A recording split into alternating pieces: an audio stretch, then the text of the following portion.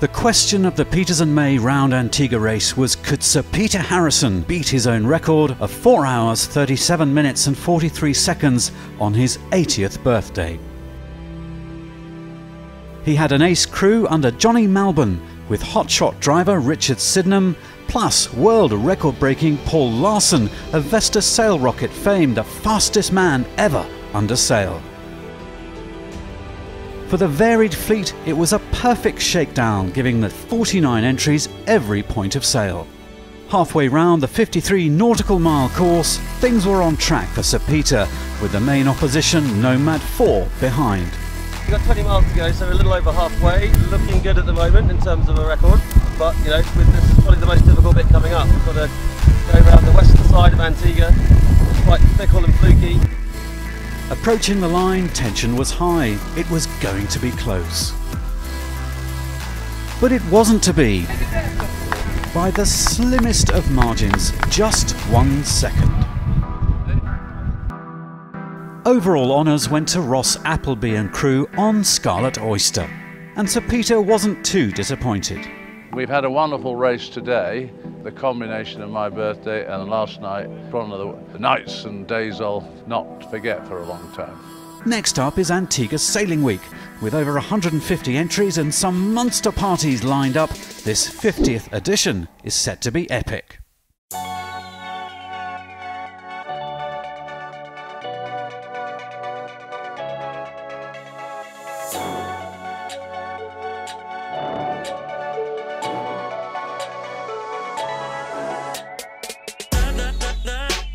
Antigua Sailing Week is the dream regatta for sailors, and this rather special 50th edition is delivering race conditions bordering on perfection.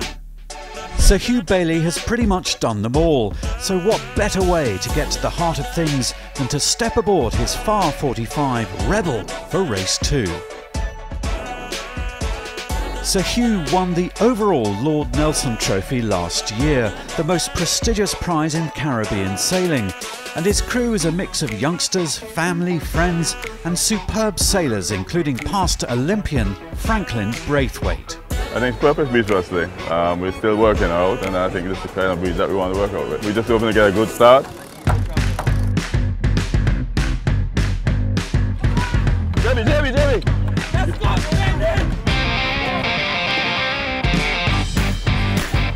Spinnaker hoists can be explosive, but when a halyard is caught aboard Rebel, young bowman Roan Kirby has to fix it.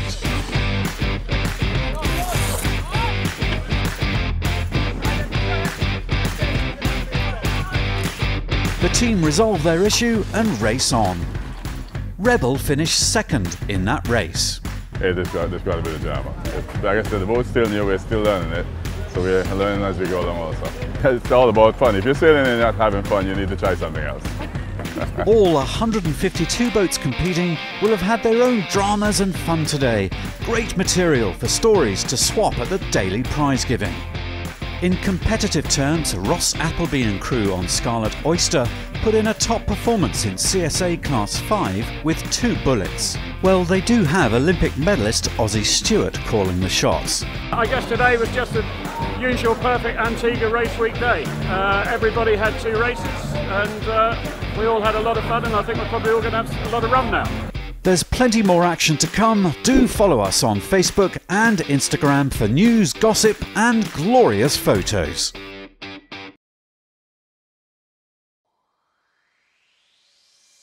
The superfoiler idea started around the family dinner table. It was a lot of conversations and reminiscing about the old days of the Grand Prix. And when the America's Cup 34th edition came about with AC72's foiling and seeing them rise out of the water and go like the clappers, that was really the moment that cemented the idea in our mind that something needed to be done again. It got to a point where we Jack did a drawing, and the drawing was like, oh yeah, okay. Now we're starting to see what this thing can actually look like and what this concept actually, how it realises.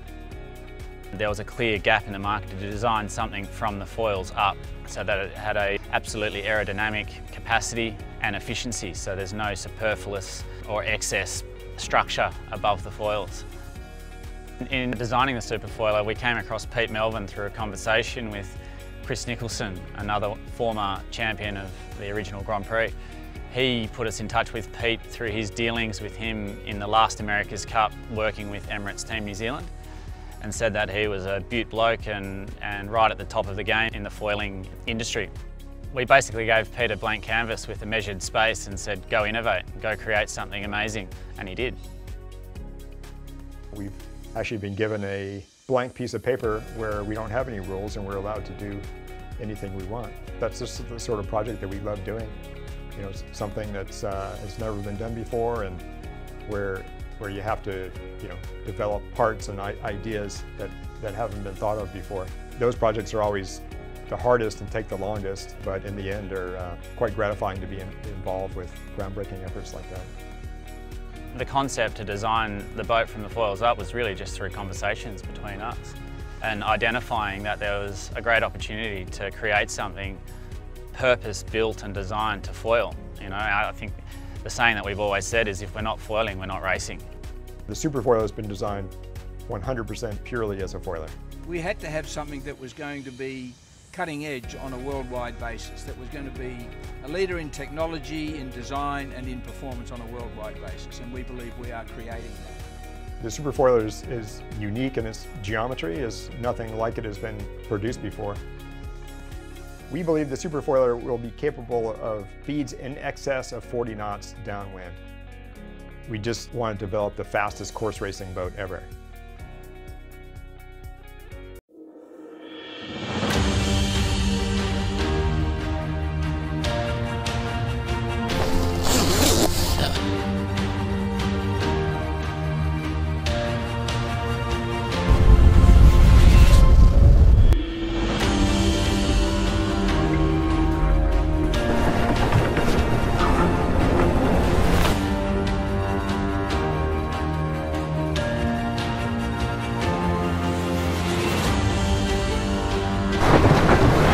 Whew.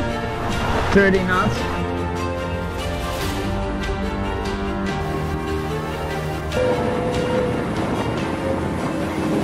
Oh, it's another learning day. It was really good. Good breeze, Sydney Harbour, sunshine. Doesn't get much better. Every day we're going a little bit faster and learning a lot more, so that's a good thing. The boat, you know, essentially is really balanced. It's just about us learning how to, you know, use the control systems and the tools that we've got at our fingertips to make it really go. Once they get it all sorted out and she gets up on those foils and releases from all the drag, she's everything. She does everything she's supposed to do. At the moment, the playing field's getting a lot wider. It's not getting any narrower, so we're learning a lot and there's a lot of info, so it's really good. Every day it just gets better, learning more. You know, we're foiling. We foiled every day, so that's a pretty good start. Experts would have expected us to have had a hell of a lot more challenges than we've had, but we've got challenges, of course, and so I would think at the moment we could only be happy with what's happened so far.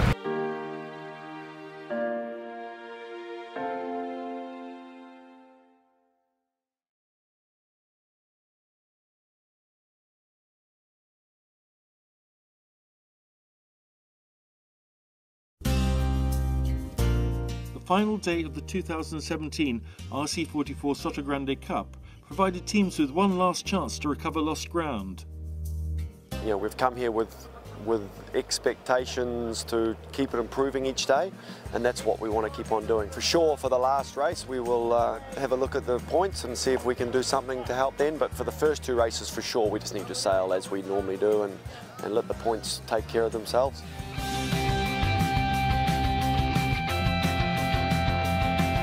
Sotogrande laid on superb conditions with 20-knot winds, flat water and brilliant sunshine, and there was fierce racing between the teams. A technical problem on Chris Bake's Team Aqua in the penultimate race allowed John Bassadonis Peninsula Petroleum to pull into the lead going into the final race. But the Team Aqua crew fought back to secure the opening event of the RC44 Championship by 3 points. We came down the wave, the gust hit, and we just buried the nose. I was underwater at the back of the boat, so you can imagine how deep the front of the boat was deep, and the spinnaker pole broke, and that was it. So we then had to jury rig the spinnaker up to the front of the boat. We lost that race, and then we were able to put on the spare pole, which is a great amount of good crew work in the time limit that we were allowed to change and run the regatta on the last race. I think the last leg of the last race basically was between us and Peninsula. It was very close.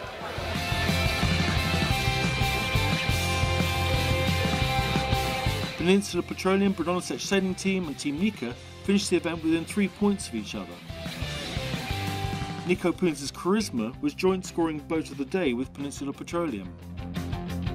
It was a very fun regatta. It was, it all went down to the wire. And only in the last race everything was decided, and I'm happy. The RC44s now move on to the idyllic sailing mecca of Porto Cervo in Sardinia, Italy, where battle resumes for the teams over the 29th of June to the 2nd of July.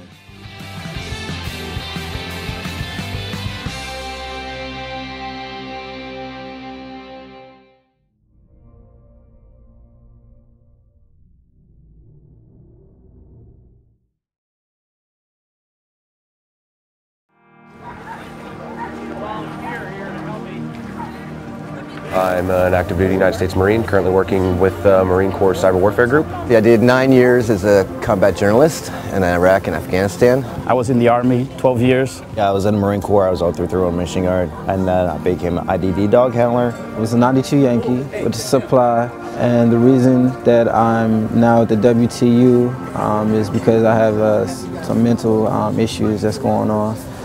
Sailing has really changed my life for the better. After the military, we're always looking for that, same camaraderie. So when I started getting into sailing, I started finding that in the sailing. And it didn't matter how, if I didn't really know the person, we just click.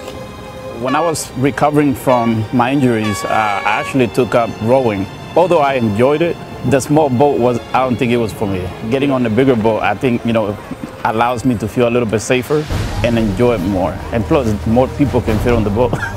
So if I go over, guess what? I'm not going by myself. It's so comforting to feel like you're part of something again, even though if it's for a day or a momentary time, we're there for each other. And then, if we have a problem, hey, we got their contact information. Hey, I got a problem. Then, always call a buddy. That way we could come out stronger. The challenge is to overcome the obstacle and continue on the mission and continue moving forward. I feel part of the team again. I'm actually from DC, and to come up here in Annapolis and actually go out on the waters for a first experience like this was exciting. I see parallels to my military life. It's a challenging task, and with all military branches, we all join for the challenge. We first got the orders of what to do, and once we got the hang of it, we were working as a team to maneuver, to do a turns, left and right turns. So we worked as a unit, Army and Navy, working together. Funny. A couple times the boat was kind of going on the side. I didn't know what to expect, so it was probably a little offsetting for me, but it was very good to do. I had a lot of fun.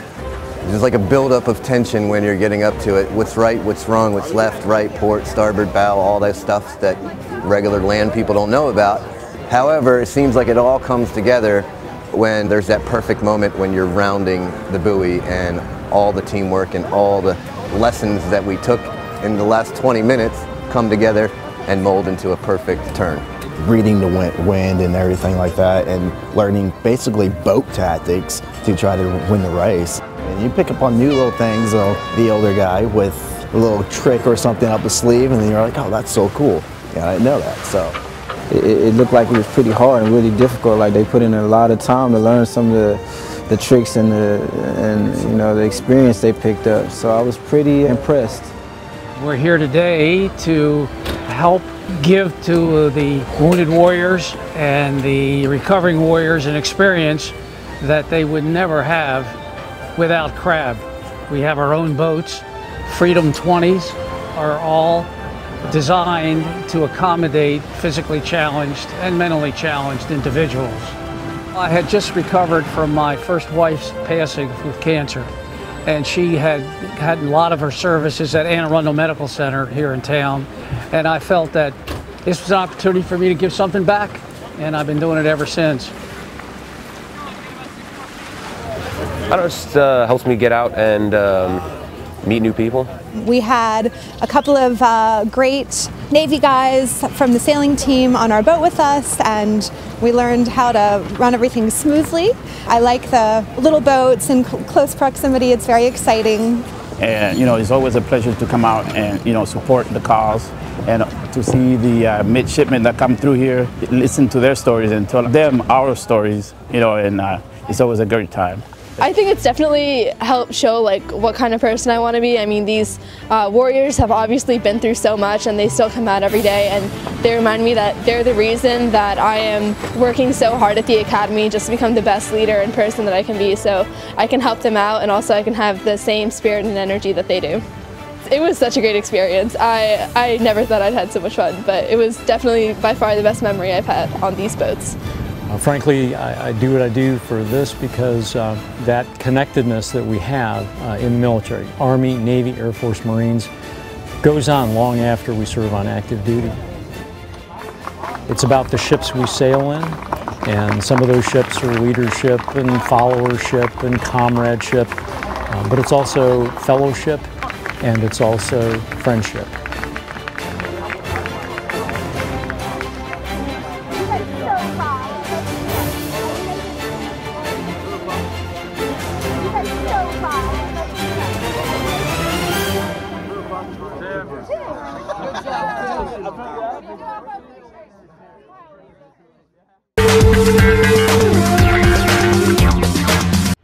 Welcome to the office, and what an office! Look at that!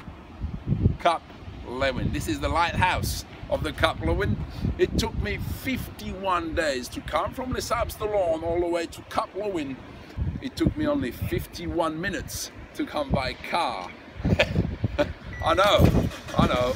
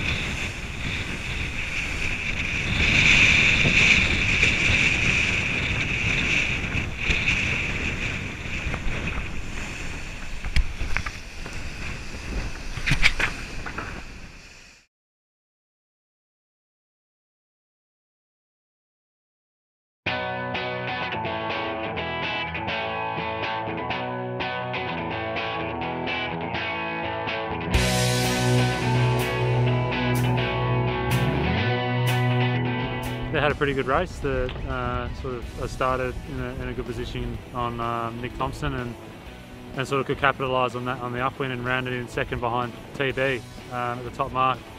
I then just I was in a position where I couldn't really gain on the two above me, so I went into defensive mode and just pretty much sailed with Tompa around the course. I think I ended up maybe 5th in the race or something, so held on to my my 3rd overall, and yeah, pretty good. As the week went on, I felt like I was improving in my big fleet racing. I sort of had a good consistent middle of the regatta, but then one really bad day a couple of days before today, and that hurt me a lot. But yeah, could bring it back on the last day, which put me back in contention for a medal.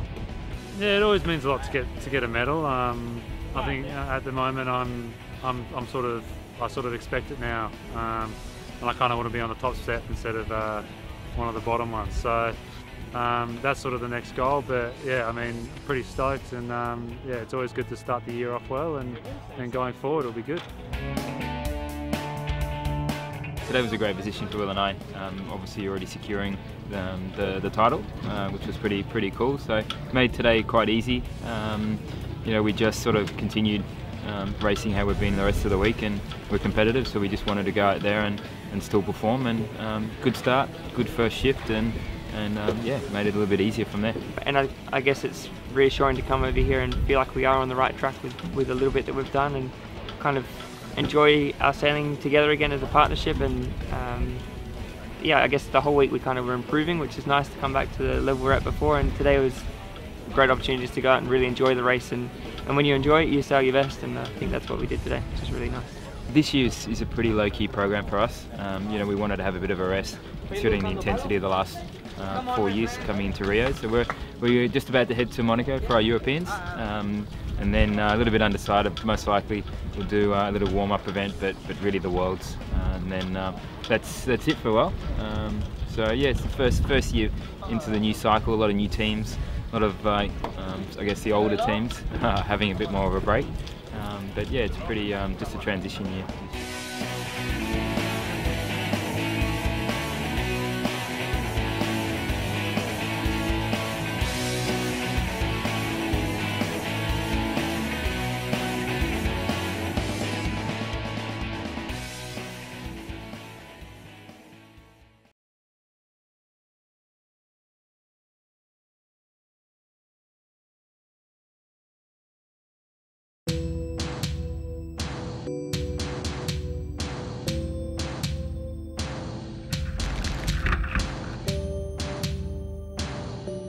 Welcome to Spain on day 3 of the RC44 Sotogrande Cup. All crew members need to work together as parts of the same machine in order to achieve the best performance. Building a winning team takes dedication and serious effort. You must be really a team, otherwise it doesn't work. If you're occupied with something else and I see something is going wrong, you've got to jump in. That's how it works. I think the most important is to be consistent and to have the team on which you can rely, and that everybody is working as one. So that's the goal to be successful.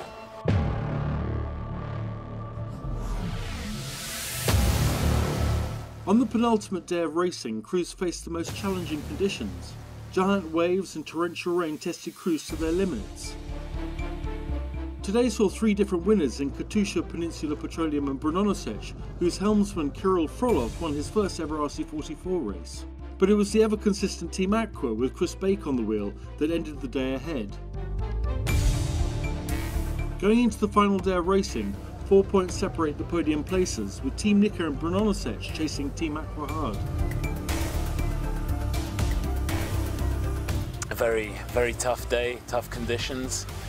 The sea angle and the wind angle weren't quite lined up, so sailing upwind on both starboard and port, you're always getting rolled by the waves, which made it quite tricky. It was fun, but I don't know, sometimes I sort of pull my hair out a little bit at different points, but no, it was fun. This fleet, this class is always, you always have a good day when you go sailing.